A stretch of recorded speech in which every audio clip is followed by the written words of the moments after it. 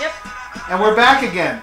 A special report with Brett Baer won Best Newscast. Best... and then what was the other thing we did? Animated series. Best animated series was? Futurama. Futurama, very good. Should have been South Park.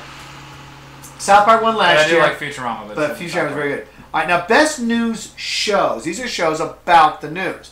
We differentiate between a news show and a newscast. Okay, so the best news shows: Colbert Report.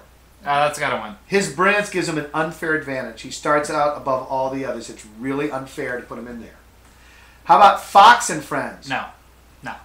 Yeah, I can't. I'm sorry, I can't either. I don't get me wrong. The guy who brought here guys. I think they're very nice people, but even I can't go with Fox. I remember Steve Ducey when he was at the Washington D.C. NBC station, and he was kind of like the guy you go to for just kind of goofy stories and stuff. Mm-hmm. So.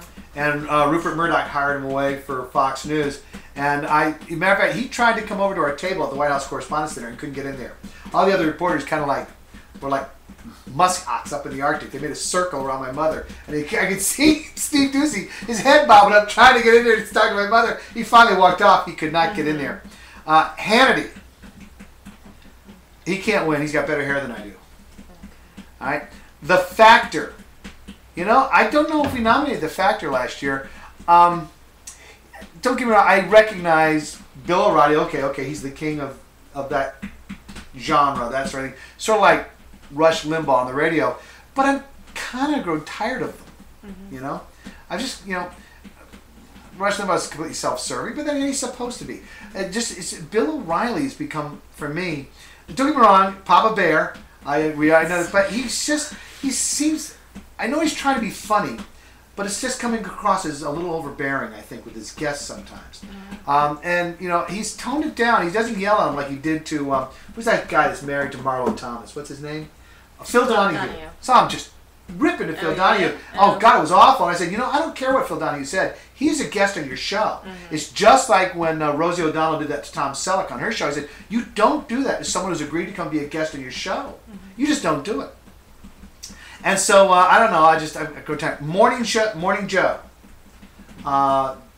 which won last year. That is MSNBC. Mm-hmm. And he's, Joe Scarborough was a conservative member of Congress from Florida, but he also has, a lot like Fox, they'll have people from the political left on the show, and they'll discuss the news of the day and things like that. Yeah. And I thought it worked rather well, and they won it last year.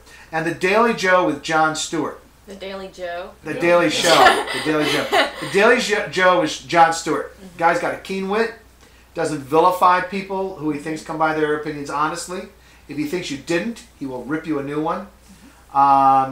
He clearly disagrees with the Tea Party, but he doesn't demonize them. He accepts them at their word, and but he treats his political rivals with respect. Like I said, he feels like they come by their opinions honestly. As a matter of fact, what he does actually matches Colbertradio's mission statement. He's reasonable. Mm-hmm. And if you read the Colbertradio mission statement, you go, well, that's Jon Stewart. The only better representative of the crazy progressives is Brooke Fox. She's the only one better than Jon Stewart. But unfortunately, as a member of the show, she can't be nominated for this category. So who do we like? Daily Show. I like Colbert Report, but I do too. If it's gonna, but they won last year. But you said Morning Joe won last year. I'm confused. Oh, I'm sorry. That's right. Colbert Report won Best Comedy last year, and we put Jon Stewart in here because he's, although it's a comedy show, he tends to be.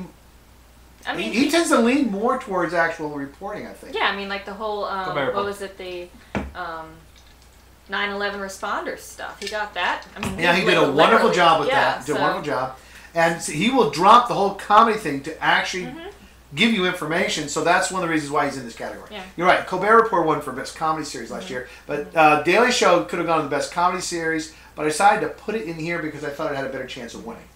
So what do you think? I'm gonna go with the Daily Show. What do you think, son? The Daily Show, Jon Stewart. You know what? One of the reasons why he won? No. Because I know I can actually get the crawl word to him. I can't get it to these other people, but I know I can get it to Jon Stewart. I sent him a cigar once. I sent him a Cuban through Steve, and Steve said, "Hey, he doesn't really smoke cigars. I said, well, that's okay. I mean, did he ever say thank you? I never heard anything about it, but he gave it to him, but then he quit smoking. Maybe I did something good for him. All right, now we've got best political analyst. Is Tosh Point in there anywhere? Tosh Point is not in here, but I wouldn't surprise me to see it make it next year.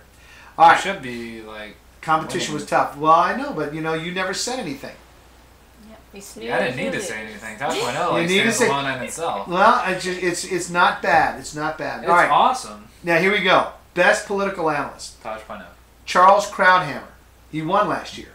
Who's that? Charles Krauthammer is a syndicated columnist who also does appearances with Fox News. He's paralyzed from a swimming accident when he was a young man.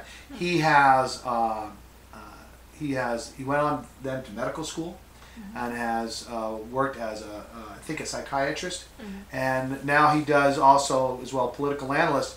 And he is, if you ask me, the heir apparent to William F. Buckley Jr. Even if you didn't agree with William F. Buckley Jr.'s politics, you were damn careful before you challenged him on anything. Because William F. Buckley had an immense intellect. So does Charles Krauthammer. Juan Williams. I've always liked Juan Williams. I've always thought Juan Williams has very liberal tendencies. But again, like Jon Stewart, I think he's very reasonable about it. He doesn't demonize other people. I saw him get in one hell of a row with Britt Hume once, though, on TV. It was ugly. It was nasty. Oh, yeah. But they buried the hatchet, not in each other's head either.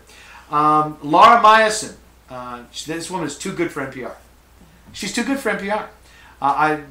She's wonderful, and she also, like Juan Williams, does outside consulting, for example, like for Fox News, and they pay her handsomely for it. And, better probably than what she gets working full-time at NPR. And so NPR is a little bit hesitant to really pull these people back in because they know they can make more money somewhere else. I think NPR is very fortunate to have the loyalty of some of its people. Karl Rove, who's relatively new on the scene. You may not like him, but I know some dyed-in-the-wool Democrats who will tell you the guy knows his stuff. He knows his stuff, and he's very personable. Dennis Miller. I like Dennis Miller. I like Dennis Miller. He's very humorous, very funny. And Dennis Miller is also, he's also like Jon Stewart or Laura Meyerson. Someone may disagree with him politically, but I've seen him treat them with a lot of respect. For example, Ed Begley Jr. Ed Begley Jr. is a friend of his, and he says Ed Begley Jr. doesn't just talk the talk, he walks the walk. He's not like Al Gore. Ed Begley Jr. will drive an electric car. He will not run his air conditioner, things like that. He really believes it, and he lives it. And you got to respect the guy. Last one, Percy Hugo. Okay. Now host of the Charleston Tea Party podcast. We're going to miss him, and I hope he comes back and makes some guest appearances, but now he's a competitor. Competitor. And he must die. So anyway, here we go. A horrible radio death. Charles Krauthammer, Juan Williams, Laura Meyerson, Karl Rove, Dennis Miller, Percy Hugo. What do you like? I already know who won. Probably Percy Hugo. Percy Hugo. Congratulations, Percy. You have won Best Political Analyst because you're not on the show anymore. I can give it to you. So anyway, congratulations, and we'll be right back with Colbertradio.com.